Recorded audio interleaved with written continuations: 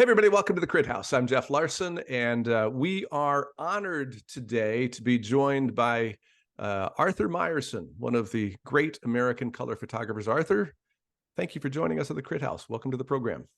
Hey, Jeff, it's great to be here. I know we've been talking about this for a few months, so appreciate your patience, but here we are, we're together. Yeah, I am very much looking forward to this conversation. For those of you out there, Arthur is an American color photographer. He is acclaimed for his advertising, corporate, and editorial photography work, and his fine art imagery as well. He is a three-time recipient of Adweek Southwest Photographer of the Year. He's listed among the top 10 commercial photographers and recognized by American Photo Magazine as one of the 30 best advertising photographers. He teaches workshops and leads tours around the world. His publications include The Color of Light and The Journey. And in 2022, last year, the Briscoe Center in Austin, Texas, acquired his photographic archive. Arthur, now I know that's a thumbnail for what was a long career and probably does not cover everything. When you talk to people about who you are in the photographic world, what do you talk about? How do you describe yourself? Well, that was then, and this is now. I did have a wonderful photographic career, a commercial career that lasted for almost 50 years. And about 10 years ago, the handwriting was on the wall. I could see changes happening in the industry that I just thought if I could get out, then I would be happy. And that's what I did. I decided I would go ahead, move on, and do other things.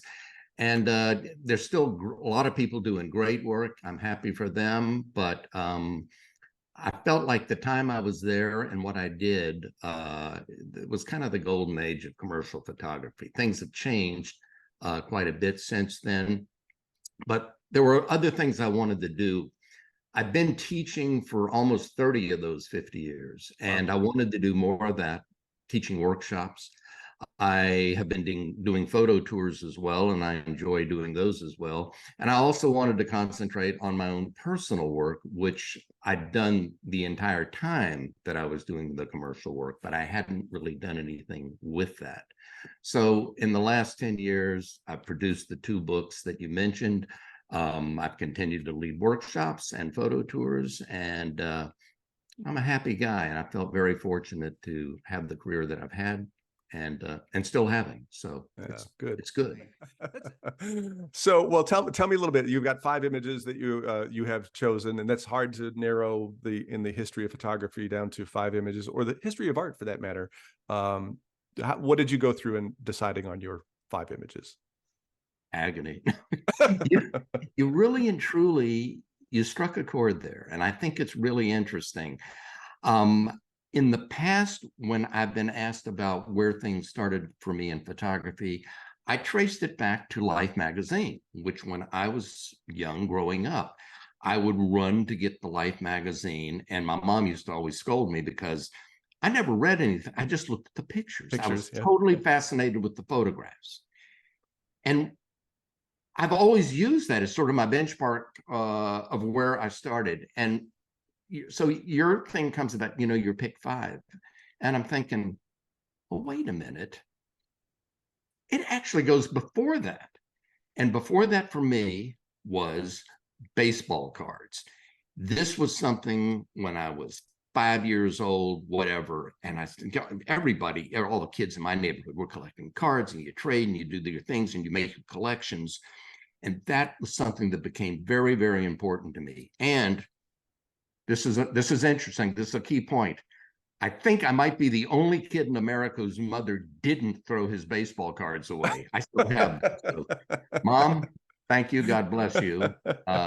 Because of you, I'm going to say that it started with baseball cards for me and my fascination with them. And so I collected, I think, seriously as a kid, as serious as a kid can be, for maybe, 5 or 6, 7 years. I don't remember exactly. And so, yeah, that's kind of where it started for me. You have one that I picked here is a 1953 Mickey Mantle Topps baseball card. This is Mantle's second year. It's the first year card that that one's sort of the holy grail to baseball card collectors, certainly in terms of value. This is the second year, which I imagine it has some value, and I've taken as good a care of it as I can. But there was something to me that was really beautiful about these photographs that they used. That said, this is not a photograph. The 1953 collection was very different in that what they did is they hired painters, artists, to paint these photos, or these, excuse me, these picture cards. And there was a guy by the name of, I think his name was Gary Dvorak. He got $25 a card to do these likenesses of these baseball players. And the story was, he was interviewed very late in life about this particular card, the Mantle card, and said he didn't do it. And to this day, unknown is very much the answer as we know it. Nobody's come forth, because if somebody did it, they would have come forth and, you know, probably made a lot of money. But in any case, you know, here you have this likeness, and he did several. As I think it was he and one other guy who I don't have his name, but it was portraiture. They were primarily headshots illustrating, you know, interesting expressions that were, I think, warm, relaxed, heroic, and friendly. And then if you look in the background with part of a ballpark in the background. Now, to a little kid, this was really something, you know, that you could connect with, as I did, and I think a lot of my friends did, and boys in general. So yeah, it was this kind of, I guess, first look at portraiture, if you will. And so this idea of collecting for me began with baseball cards. Later, it would lead to photographs of work, not only of masters that I've collected over the years, but also of other photographers, friends and contemporaries whose work I've been attached to, loved. And I'd say along with that, I've continued to collect photography books, all of which have been, I think, very important to me just in understanding the medium better, as well as, you know, just continued source of inspiration. Number two, the iconic image of the man jumping from Henri Cartier-Bresson. Tell us about this, sir. Oh, man, I tell you, I had the good fortune to actually meet and spend a day with the great man in Paris. And that's another story. But let's talk about this photograph, because you've got this guy in mid-leap over a puddle, and it's creating a mirrored image juxtaposed to that background. And in the background, you see that circus poster of, like, it looks like a dancer or somebody almost mimicking the exact same thing, which is pretty incredible. Everything in that frame connects in such a way that it defines the decisive moment. This, of course, being one of the photographs from that amazing book. And I think, you know, lessons here to be learned from the photographer. It's about observation and patience. You build that shot starting from the background layer and moving forward until you get the right moment, the right player, the right actor on that stage. The other interesting thing about this particular image is Cartier-Bresson made this photograph. It's called Behind the Gare Saint-Lazare. My French is all wrong, but most people will know what I'm talking about. Yes. It was shot through a fence, which is only because he couldn't get his lens through the fence. And so if you see the actual negative, vertical negative, which it is vertical, the left and right sides have sort of a shadow effect, which is the fence, because he couldn't get it through it. It's one of the only few photographs of his that's cropped, because the man always believed or not to crop photographs. In this particular case, he had to, and I don't fault him for this at all. I think it's really, really, well, it is one of the great photographs of all times.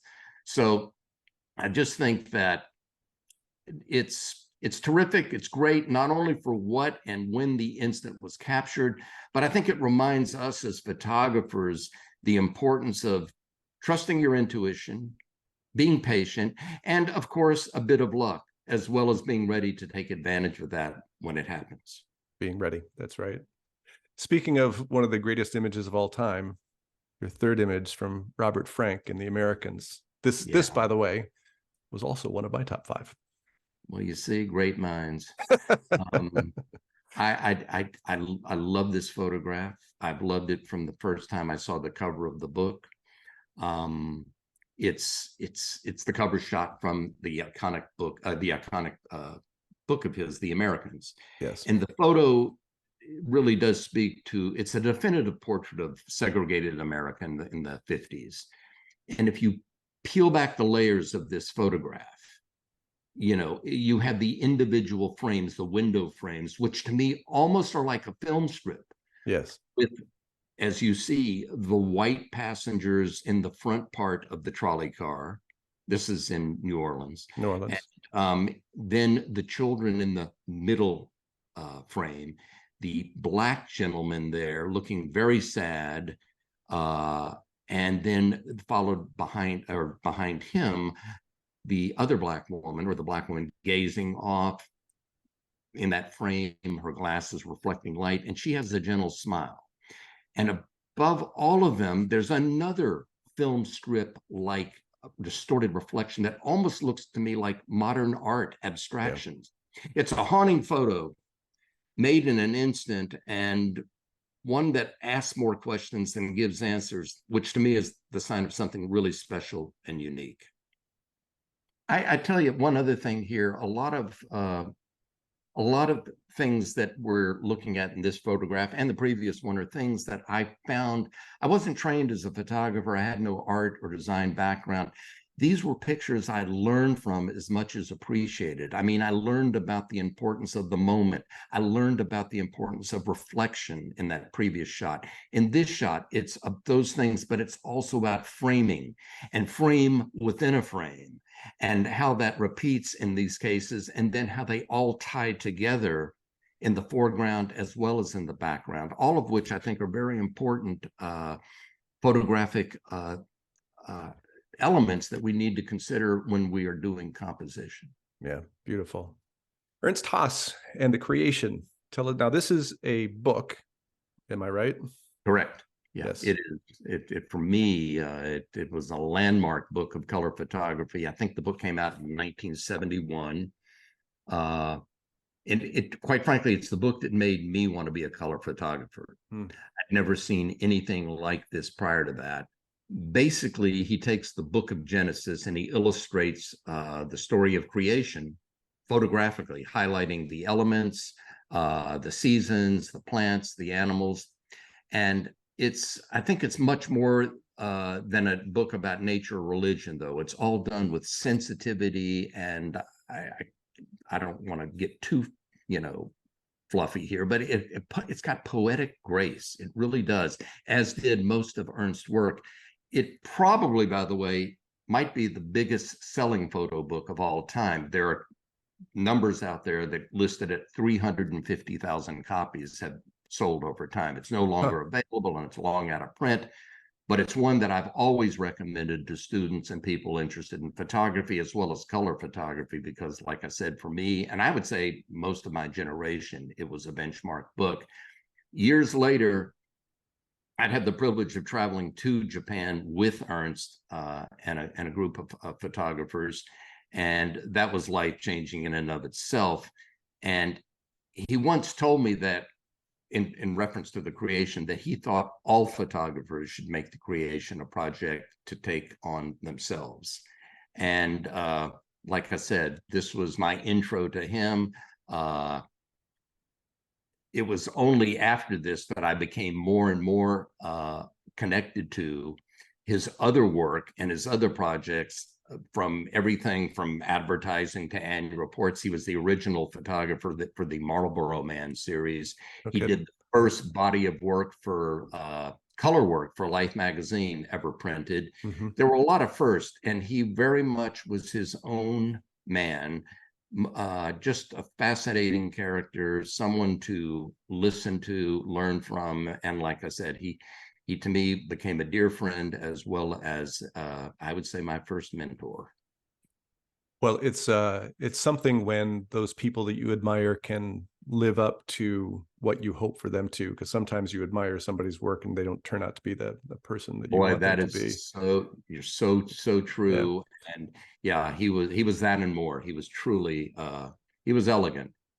What an interesting idea as well, that that everybody should try to do the creation there. But I mean, that would be a fascinating thing for people to take on. I'd never heard that before. That's a Think about Salgado's book that was well, it's been a few years now, but his book that came out, very much black and white.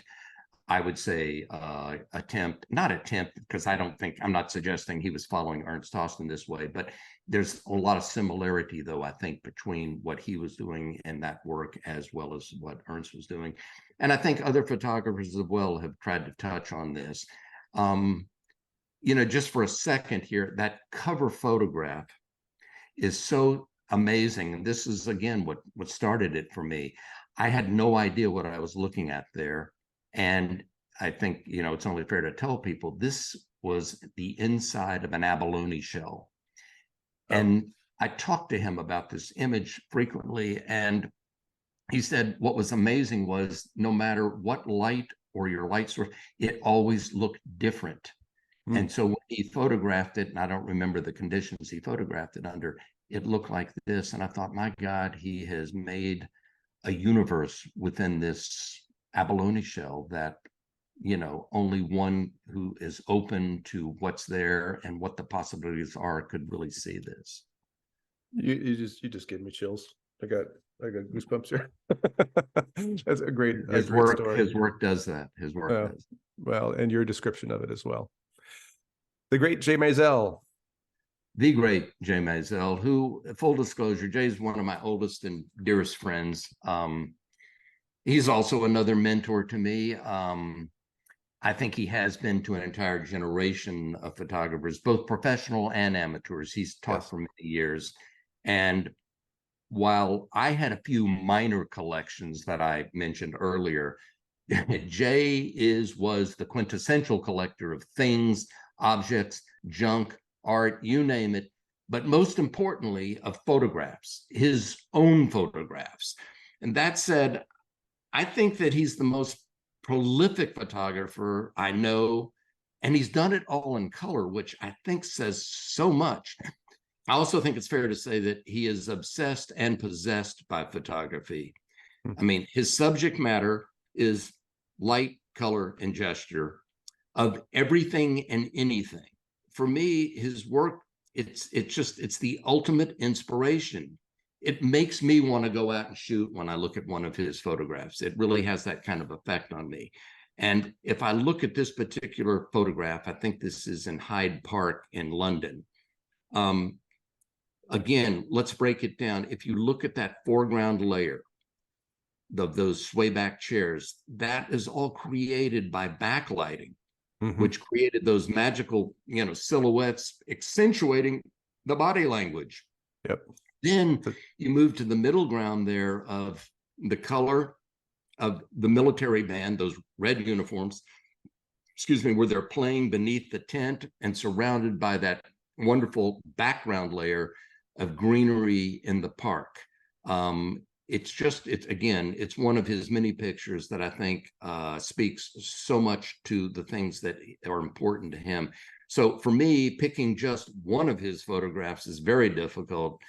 But this is one I loved from the very first time I saw it. And again, I think it epitomizes those things that are important to him, those elements of light, color, and gesture in a defining moment, and creates a photograph you just can't forget.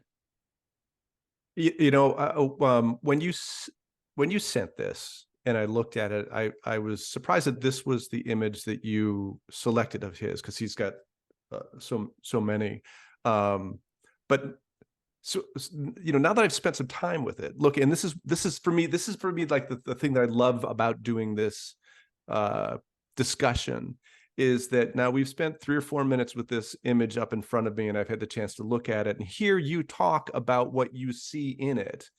And like I'm looking at the shadows of the people. You can tell so much about them from the shadows that they are showing on the back of these chairs. This gentleman on the left-hand side over here, you could just you can feel what he has lived in his life by his posture.